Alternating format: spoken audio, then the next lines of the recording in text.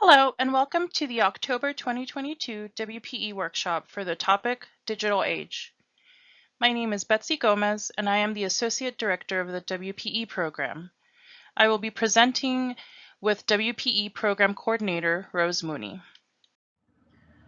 Please make sure to bookmark our website, which is www.umb.edu/WPE.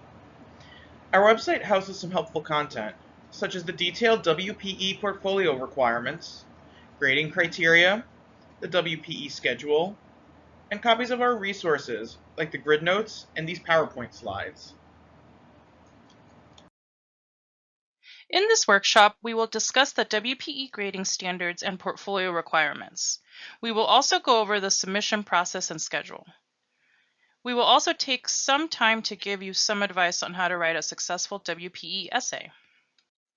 This will include a discussion on what kind of essay to write, how to incorporate and give credit to sources, how to make sure you are answering the essay prompt, and we'll also give you some strategies to make sure your new essay effectively engages with your sources. It is helpful to familiarize yourself with the criteria for ERAP and WPE, which are the grading standards that will be used to grade your submission. This criteria was created by the faculty at UMass Boston some time ago and is directly related to the aims of the general education program. Keep in mind that you are not expected to write a perfect essay. You are college students and are still learning and growing as thinkers and writers.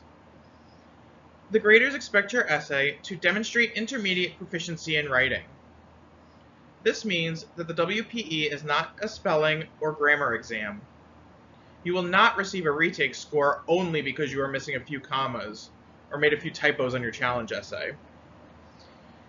You're actually being graded on whether your essay clearly answers the essay prompt, on whether you engage with and utilize your sources in a way that supports your answer to the question, and on whether your essay is organized in a clear and understandable manner. It is very important that you write an essay that shows your thinking and point of view. According to the general education program, writing proficiency involves critical thinking, critical reading, and elements of writing.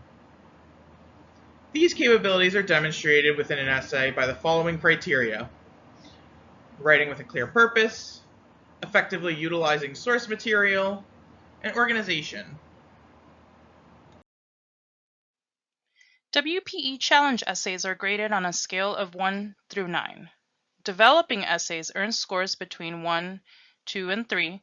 Proficient essays earn scores between 4, 5, and 6, and exemplary essays earn scores between 7, 8, and 9.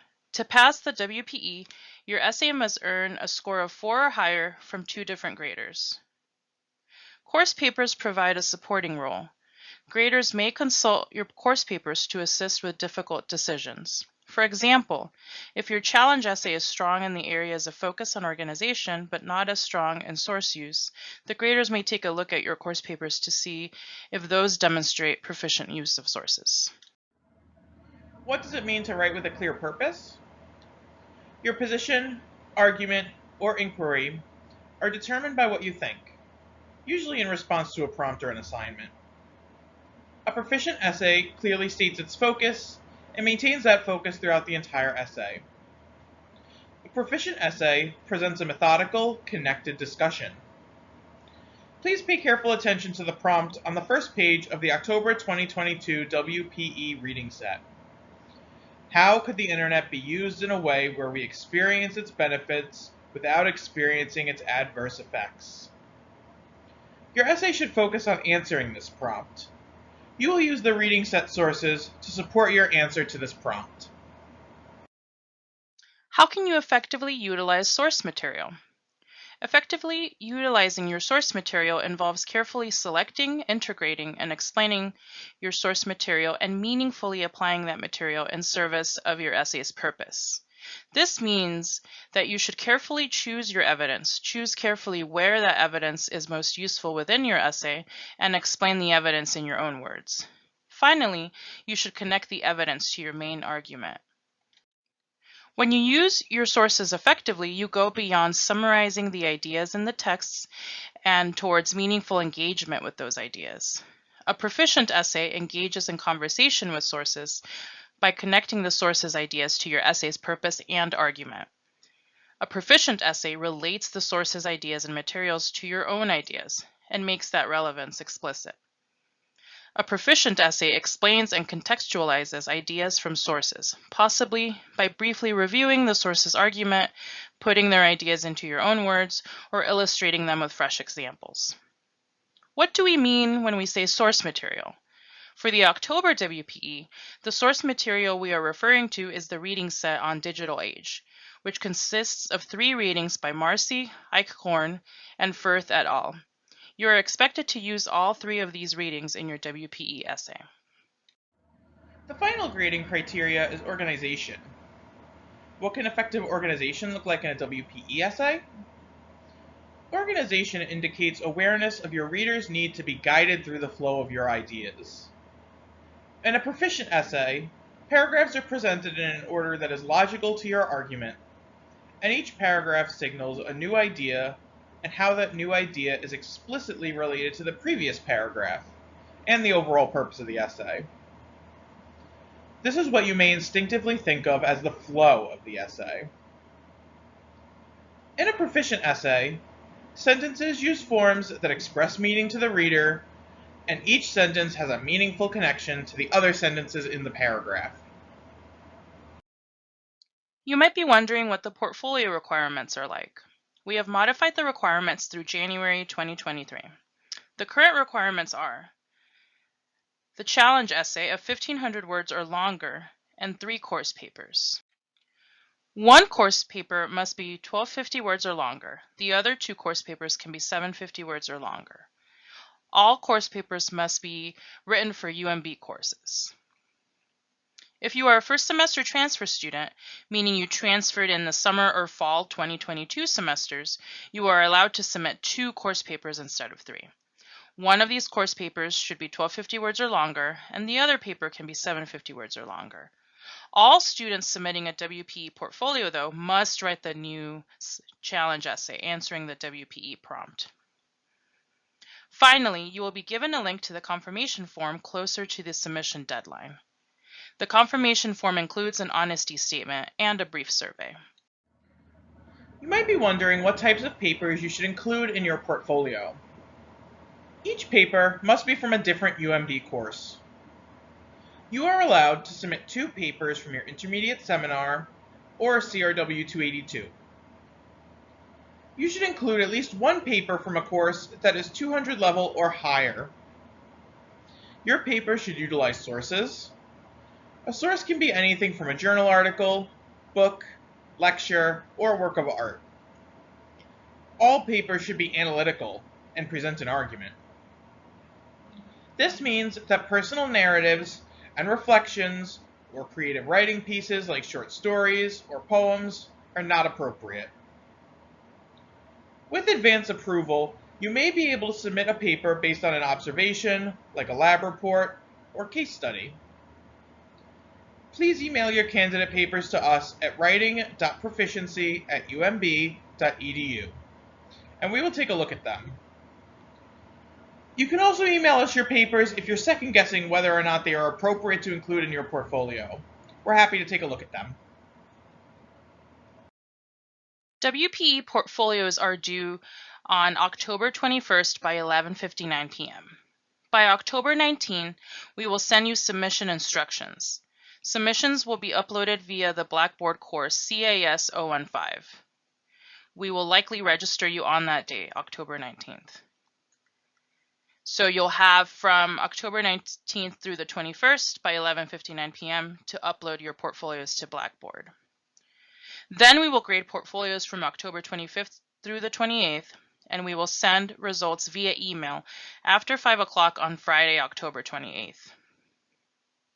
If you receive a pass result, this means that you have completed the WPE. If you receive a retake result, it means that the WPE graders did not find that your submission met the grading criteria at the proficient level. If you receive a retake, please make sure to sign up for retake counseling, which will take place from October 31st through November 4th. During your retake counseling appointment, you will meet with a faculty member, to go over your result and review the grader's comments on your portfolio. You will also have the opportunity to revise your essay using the feedback from your retake counseling appointment. Revisions are due a week after your counseling appointment and are only accepted if you meet with a retake counselor first. Revisions will be graded by new faculty members. If your revision attempt is not found to be proficient, you will need to attempt the WPE again. The next WPE cycle will be for a January 2023 submission, with registration opening on our website on November 28th. We are now moving on to the advice portion of this presentation. These are just a few tips to keep in mind as you start working on your WPE essay. Keep in mind that the most important component of a WPE essay is your own thinking. If you don't express your own ideas and give logical support for your own ideas, you will not pass the WPE. We want to see what you think. So, here are a couple of do's and don'ts. The first piece of advice is don't write a report. Do write an essay. We will go over this in more detail in a bit. Do make sure to answer the question. Don't summarize unless it's for a good reason that relates to your argument. Do give credit to the authors in the reading set when you use their ideas to support your argument. The main difference between a report and an essay is that a report may have a lot of summary and is meant to inform the audience about something. An essay has a small amount of summary. In an essay, the writer's goal is to persuade the audience that their argument is correct or important. You are the writer here, and your goal is to convince your readers. In an essay, you will take a position and present an argument that is supported by information and logic. As mentioned earlier, your own thinking is essential. The graders want to know what you think. It is really important to answer the question or the prompt as soon as possible, ideally in the first paragraph of your essay. Your position or thesis statement is important because it is the heart of your essay. So how can you answer the question? You can employ phrases from the question to create your position. For instance, the prompt asks, how could the internet be used in a way where we experience its benefits without experiencing its adverse effects? A possible answer can look like, the adverse effects of the internet include, and then you would list what those adverse effects include. In order to experience the benefits of the internet without experiencing these adverse effects, we would need to, and then you would propose the solutions to this problem. You might be tempted to summarize the reading set in great detail. However, please keep in mind that the graders are familiar with the reading set. Instead, try to make sure that your paragraphs revolve around your position statement. Here's an example of a paragraph that utilizes some summary while trying to expand on an argument. Parents and researchers alike have been concerned with the effects on the physical wellness of children who spend too much time online. Marcy describes these potential adverse effects when he discusses the effects of early viewing habits on young children.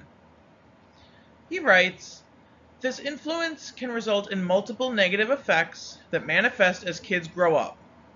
Reduced executive function, mental health issues, higher rates of nearsightedness, and increased levels of obesity, which contributes to other physical health problems down the road. These are all particularly negative health trends and are also reflected in Eichhorn's writing. She notes, some researchers cautioned that spending too much time online would lead to greater levels of obesity, repetitive strain, tendinitis, and back injuries in young people. Meanwhile, Firth et al. Also note that in particular, adolescent females who spend more time on social media are prone to higher levels of poor body image and struggle with mental health problems such as depression. All three authors spend time detailing the mental and physical effects of too much time online, which suggests that this is a larger concern that would need to be addressed if you were thinking about using the internet in a way where you would experience only its benefits. The internet may have many benefits, but they may become meaningless if it is also causing you to struggle with your mental health. So while there may be a lot of social and work-related benefits to a life lived largely online, the adverse physical effects mentioned above would need to be addressed. Notice that this example engages with the reading set. It summarizes a little, but also engages direct quotes and paraphrases to explain a main idea. Finally, the final sentence echoes back to the prompt, which shows that this writer is focused on answering the prompt. It is important that your graders can differentiate between your ideas and those of the authors in the reading set. This means that you should be careful and make sure to cite when you use someone else's ideas. For example, when you use summary, you briefly spell out the main points of something. You still tell us where those ideas came from. When you paraphrase, you reward someone else's statement, again, still telling us where that information came from. A direct quotation is taken directly from the text, and of course, you would tell us the direct page number and the author of that direct quotation. Here are a few examples of what summary, direct quotes, and paraphrases can look like. As you can see, in the summary, the student makes the source clear in the text. So this summary is coming from Marcy, page 7. In this paraphrase, again, the source is clear with the use of signal phrases and a citation. We see Firth et al. Named and a page number. And of course, the direct quotation, it's coming directly from the text. The text is put in direct quotes, and we still see the name of the author and the page number as well. In the next couple of slides, we will take a quick look at the grid notes. These are optional, but it can be very useful to use them because they can help you make an index of important ideas and key terms in the reading set. The grid notes can also help you make sure that your essay is a conversation between your ideas and those of the authors in the reading set. You may access the grid notes on our website. You may download them in either PDF or doc format. The grid notes can help you create an index of important ideas in the reading set. You can see that the student here has filled out the page numbers where they believe these ideas are being discussed. It can be useful to keep an index, as that might make it easier for you to see connections or differences between the readings, and this will also help you select quotes that you can include in your essay when you start writing. Here is an example of using the grid notes to keep track of important quotes. You can use the grid notes to try to synthesize the sources.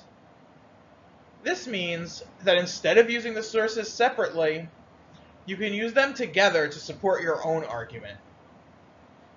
You should try to utilize evidence from multiple sources in a paragraph as much as you can.